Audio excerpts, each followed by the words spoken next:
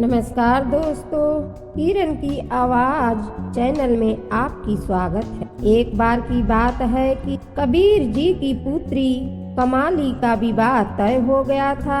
कबीर जी जुलाहा थे। वे सारा दिन कपड़ा बुना करते। संध्या होते ही अपने आसन पर बैठकर प्रभु ध्यान में मस्त हो जाते। अक्सर गांव वाले उन्हें देखकर आपस में बात किया करते कि कबीर तो सारा दिन प्रभु भक्ति में लीन रहता है, उसे अपनी पुत्री के विवाह की कोई चिंता ही नहीं रहती। पता नहीं कबीर बारातियों का स्वागत करेगा या नहीं भी करेगा। उसने तो अभी तक दान दहेज का बंदोबस्त भी नहीं किया। दूसरी तरफ लड़के वालों के कानों में भी यह खबर पहुंच गई कि कबीर ने विवाह की तैयारी अभी तक शुरू ही नहीं, जबकि विवाह होने में कुल 3 दिन ही शेष बचे हैं। कबीर जी की माता को जब यह बात पता चला कि उनके पुत्र के बारे में लोग तरह तरह के बात करते हैं और कबीर विवाह की कोई तैयारी नहीं किया है, वह रोते रोते कबीर के पास आई और बोली, बेटा, तुम सारा दिन राम राम ही करते रहते हो। अगर तुम इतना समय अपने काम में लगाते तो इतना धन कमा सकते थे जिससे अपनी बेटी का विवाह संपन्न हो सके। कबीर जी ने कहा, माँ, मैं सारा दिन काम ही तो करता हूँ और जो कुछ भी समय मिलता है उसे प्रभु भक्ति में लगा देता हूँ। तब माँ ने कहा, बेटा, तू सिर्फ काम में मन लगाया कर ताकि विवाह के लिए कुछ पैसों का इंतजाम हो सके। कबीर जी ने उत्तर दिया, हर वक्त काम काज करता रहूं और निरंकार को भूल जाऊं, यह मुझसे नहीं हो पाएगा। मैं जिस प्रभु की याद में जुड़ा हूं, जिसका सुमिरन करता हूं, क्या उसे मेरे बच्चे की चिंता नहीं है? माता जी बोली, बेटा, जब भी मैं तुम्हें काम से ज्यादा ध्यान लगाने को कहती हूँ, तुम हमेशा यही कह देते हो कि मेरा प्रभु सारे काम करेगा। भला ऐसा होता है कि प्रभु खुद किसी के घर काम करते हो? माता ने अपनी बात पर जोर देकर कहा, बेटी के विवाह को केवल 3 दिन ही बचे हैं। ना घर में पैसा है और ना ही बच्चों के पास अच्छे कपड़े। अब बता, तेरा भगवान क्या कर लेगा? उसी समय माता अपने कमरे से एक खद्दर का थान ले आई और बोली, यह थान मैंने तुझसे छुपा कर रखा था, नहीं तो तूने किसी साधु संत को सारा थान ही दान में दे देता था। इसलिए अब तुम यह थान बाजार में ले जाकर बेच आओ और उससे जो कुछ पैसे मिलेंगे अपने बच्चों को और अपने लिए नए कपड़े सिलवा लो। इतिहास में दर्ज है कि कबीर जी अपनी माता के कहे अनुसार खद्दर के थान को बाजार में बेचने निकल पड़े। अभी वे कुछ ही दूर गए थे कि रास्ते में उन्हें एक साधु मिला। साधु कबीर जी से ही कबीर के घर का पता पूछने लगा। तब कबीर जी ने कहा, कहो क्या काम है? साधु बोला, मुझे कपड़ों की जरूरत है। सुना है कबीर बड़ा रहम दिल और दानी है, मैं उसके घर से कुछ कपड़ा ले आऊंगा। कबीर जी ने सोचा, अगर यह साधु मेरे घर गया तो कहीं मेरी माता कुछ अप्रिय शब्द न बोल दे। सो उन्होंने अपने थान में से ही कुछ कपड़ा काट कर साधु को दे दिया।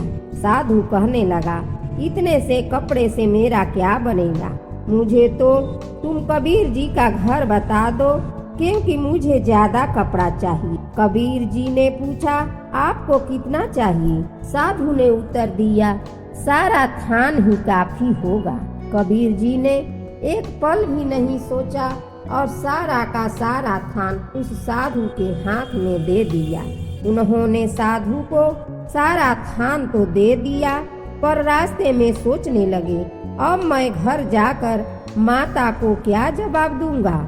मेरे पास तो एक भी पैसा नहीं। कबीर जी ने तब विचार बनाया कि वे घर ही नहीं जाएंगे। इस प्रकार कबीर जी गंगा के किनारे राम नाम में लीन होकर प्रभु के आगे विनती करने लगे। हे प्रभु, मैंने सारी जिंदगी तुझ पर भरोसा रखने की बातें लोगों से कही है। कहा है कि जो प्रभु पर भरोसा करता है प्रभु उसके सारे काम करता है। पर आज मेरी बेटी का विवाह है, कृपा करके मेरे काम में प्रभु आप सहायक हो। दूसरी तरफ कबीर जी की बेटी के विवाह का दिन भी आ गया। सुबह का समय था। कबीर की माता बहुत चिंता में डूबी थी। एक तरफ संगे संबंधियों का आना शुरू हो गया, दूसरी तरफ माता अपने पुत्र का इंतजार कर रही थी। इतने में उन्हें आवाज सुनाई दी, माँ दरवाजा खोलो। खुशी से दौड़ती हुई माँ जब बाहर आई तो देखा कि उनका पुत्र कबीर बैलगाड़ी पर विवाह के लिए ढेर सारा सामान लाद कर खड़ा था। माँ हैरान होकर पूछने लगी, बेटा यह सारा सामान कहाँ से लाए हो? कबीर जी ने कहा, माँ तूने जो खद्दर का थान मुझे दिया था वह मैंने एक रईस व्यक्ति को बहुत महंगे दाम में बेच दिया। उन पैसों से बच्चों के लिए बहुत से बढ़िया कपड़े खरीद कर लाया हूँ और अपने लिए भी नई पोशाक लाया हूँ। तब माता हैरान होकर सोचने लगी, मेरे कबीर के पास बादशाहों वाले कपड़े जरूर किसी से कर्जा लिया होगा।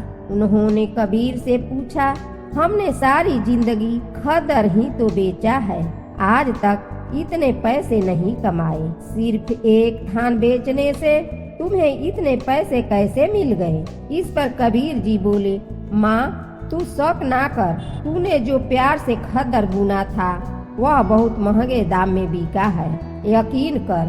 इतना कहकर कबीर जी ने सारा सामान अपने घर में रख दिया। कहते हैं कुछ समय बाद जैसे ही बारात आई तो बड़े शाही ढंग से उनका स्वागत किया गया।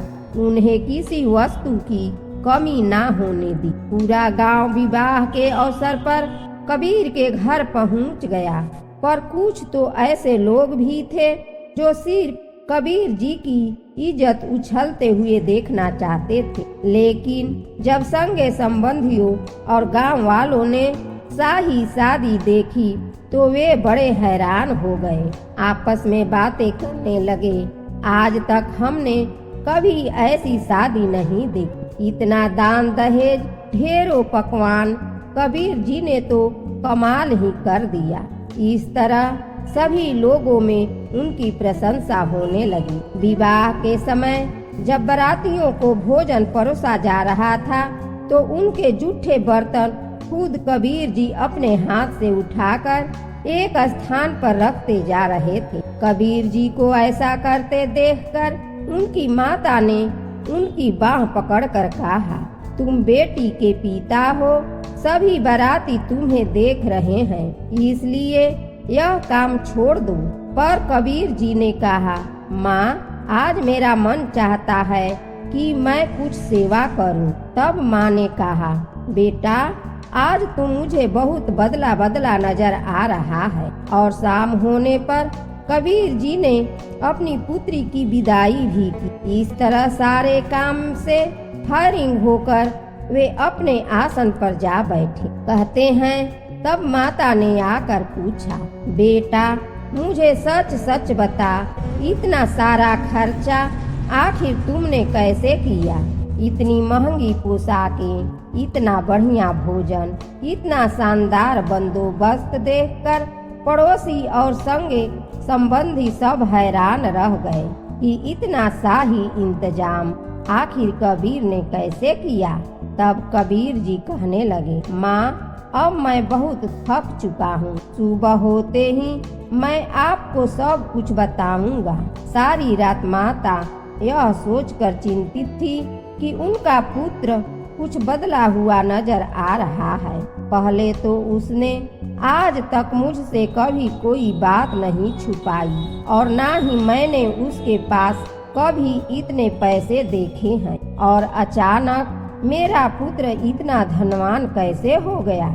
इस तरह की सोचते सोचते जब दिन निकला तो माता कबीर के कमरे में फिर से आई और अपने पुत्र को वहां ना पाकर ढूंढने लगी, पर कबीर जी का कोई अता पता ना था। तब माता ने सगे संबंधियों से कबीर के बारे में पूछा तो वे बोले, तुम रात को कबीर के साथ बहस कर रही थी, हो सकता है वह कहीं नाराज होकर चला गया हो। तब माता को याद आया कि अक्सर कबीर नाराज होकर गंगा नदी के तट पर चला जाता है। माता गंगा नदी के पास जैसे ही पहुंची तो देखा कि कबीर सिर झुकाकर वहां चुपचाप शांत मुद्रा में बैठे थे। माँ ने तब जोर से हिलाकर कहा, बेटा, तुमने अपने बेटी का इतना शानदार विवाह किया और तू अब मेरी छोटी सी बात का बुरा मानकर घर से आ गया। आखिर मैं तेरी माँ हूँ। मेरे मन में अगर कोई दुविधा है तो क्या तुझसे पूछने का मुझे कोई अधिकार नहीं? सभी रिश्तेदार, पड़ोसी और मित्र तेरी कितनी प्रशंसा कर रहे हैं कि कबीर की बेटी का विवाह देखने योग्य था। सारे गांव में तेरा गुणगान हो रहा है और तू मेरी जरा सी बात का बुरा मानकर यहाँ आकर बैठ गया।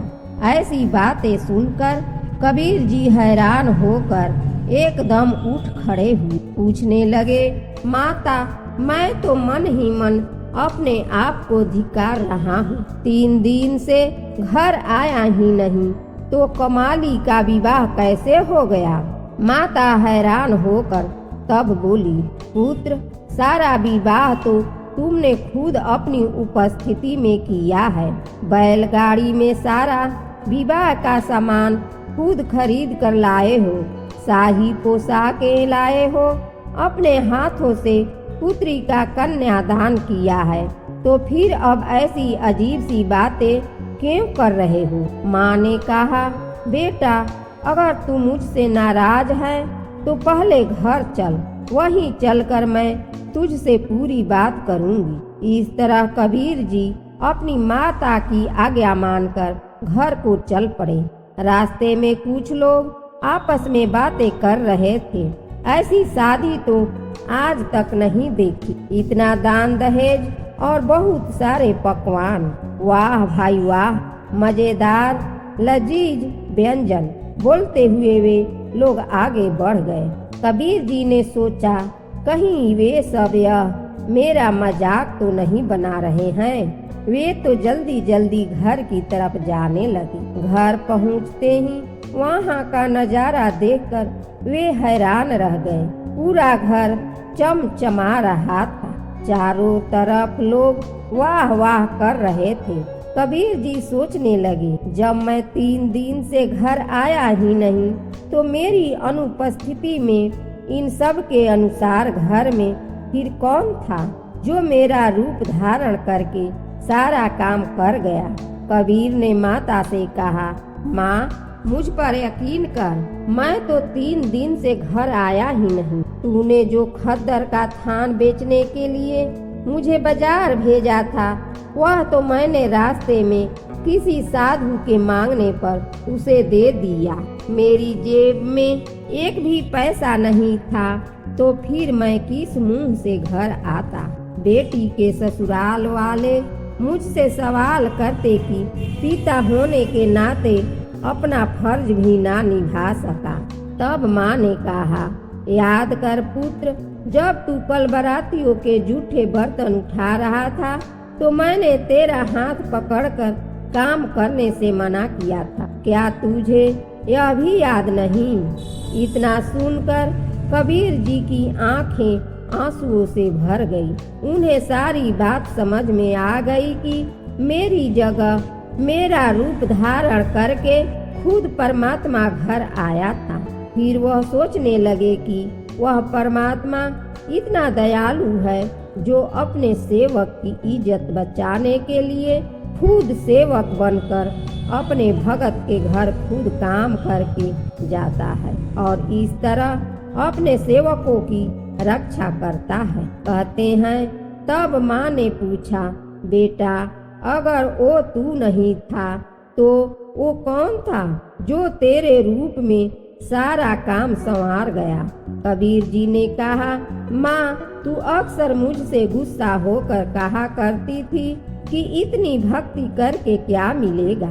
क्या प्रभु भी किसी के काम खुद करने आते हैं। जिस प्रभु ने मुझे अपनी भक्ति में लगाया है वही प्रभु मेरा रूप बनाकर सारे काम कर गया।